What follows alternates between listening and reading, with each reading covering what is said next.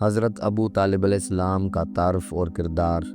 حضرت ابو طالب علیہ السلام رسول اللہ صلی اللہ علیہ وآلہ وسلم کے چچا اور عظیم محافظ تھے۔ آپ قبیلہ قریش کے سردار اور بنی ہاشم کے سربراہ تھے۔ حضرت ابو طالب علیہ السلام کا سب سے اہم کردار۔ رسول اللہ صلی اللہ علیہ وآلہ وسلم کی پیدائش کے بعد سے ہی حضرت ابو طالب علیہ السلام نے آپ کی سرپرستی کی۔ آپ نے نہ صرف رسول اللہ صلی اللہ علیہ وآلہ وسلم کی پرورش کی بلکہ اپنی جان، مال اور قبیلہ کی طاقت سے ہمیشہ آپ کی حفاظت کی۔ جب قریش نے نبی اکرم صلی اللہ علیہ وآلہ وسلم کو دعوت توحید سے روکنے کی کوشش کی تو حضرت ابو طالب علیہ السلام نے اپنی پوری طاقت سے آپ علیہ السلام کا دفاع کیا۔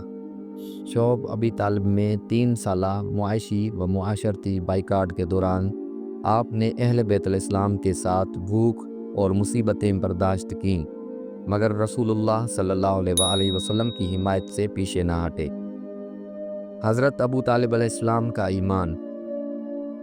شیعہ اور بعض سنی علماء کے مطابق حضرت ابو طالب علیہ السلام مومن اور اللہ کے برگزیدہ بندے تھے۔ آپ نے اپنے ایمان کو حکمت کے ساتھ ظاہر نہیں کیا تاکہ قریش کے اندر رہ کر رسول اللہ صلی اللہ علیہ وآلہ وسلم کی مکمل مدد کر سکیں۔ نکاح خدیجہ کے وقت کردار۔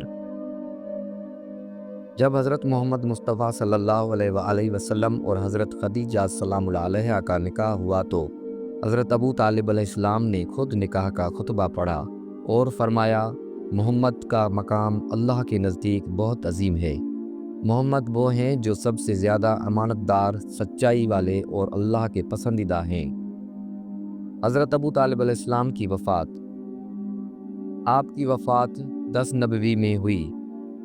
نبی کریم صلی اللہ علیہ وآلہ وسلم اس سال کو عام الحزن یعنی غم کا سال کہتے ہیں، کیونکہ حضرت ابو طالب علیہ السلام اور حضرت خدیجہ سلام اللہ علیہا دونوں کا وصال ہوا تھا۔ حضرت ابو طالب علیہ السلام نے حضرت محمد مصطفیٰ صلی اللہ علیہ وآلہ وسلم اور حضرت خدیجہ سلام اللہ علیہا کے نکاح کا خطبہ پڑھا۔ یہ واقعہ اسلامی تاریخ میں نہایت اہم کام کا حامل ہے اور متعدد مسند روایات میں اس کا ذکر موجود ہے۔